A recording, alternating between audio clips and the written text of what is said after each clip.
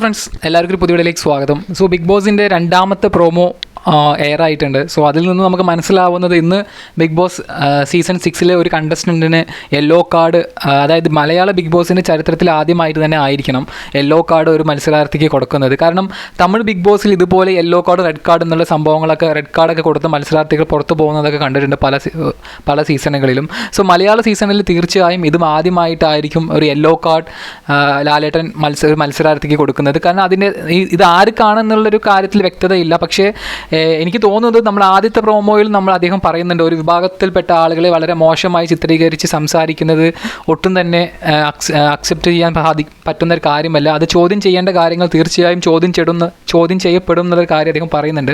So അങ്ങനെ വെച്ച് നോക്കുമ്പോൾ നമ്മൾ അഭിഷേകിനെ തന്നെ ആയിരിക്കണം ഈ ഒരു യെല്ലോ കാർഡ് കൊടുക്കുന്നത്. അതല്ലെങ്കിൽ ഒരു ചെറിയ പെർസെൻറ്റേജ് തോന്നുന്നത് നമ്മൾ സായിക്കെതിരെ ആയിരിക്കാം. കാരണം 2 വാണിംഗാണ് അദ്ദേഹം വന്ന് 2-3 ദിവസത്തിനുള്ളിൽ അദ്ദേഹത്തിന് ബിഗ് ബോസിൻ്റെ ഭാഗത്ത് നിന്ന് കിട്ടിയത്. സോ മേ ബി സായി ആയിരിക്കാം. ഇനി വേറെ ആരും ആവാനുള്ള സാധ്യത കാണുന്നില്ല. പക്ഷേ കൂടുതലും ചാൻസ് 99.9% അഭിഷേകിന് തന്നെ ആയിരിക്കും.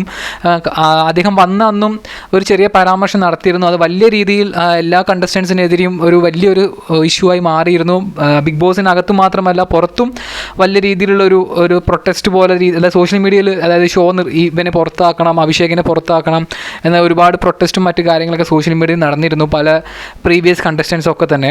എന്തായാലും ആർക്കായിരിക്കും എന്നുള്ളൊരു വ്യക്തത കിട്ടണമെങ്കിൽ തീർച്ചയായും നമുക്ക് എപ്പിസോഡ് കാണണം. പക്ഷേ നമുക്ക് ഉറപ്പിക്കാം അത് അഭിഷേകിന് തന്നെ ആയിരിക്കും എന്നാണ് തോന്നുന്നത്, നമുക്ക് പ്രോമോയിൽ നിന്നും മനസ്സിലാക്കാൻ സാധിക്കുന്നത്.